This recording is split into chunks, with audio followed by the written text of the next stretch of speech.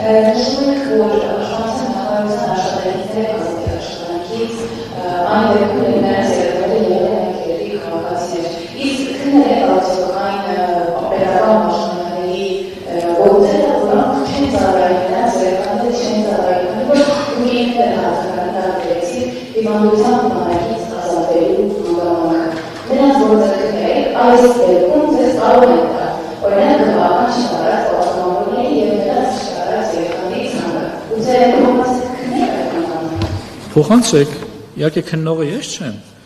ես քննող մարմին չեմ։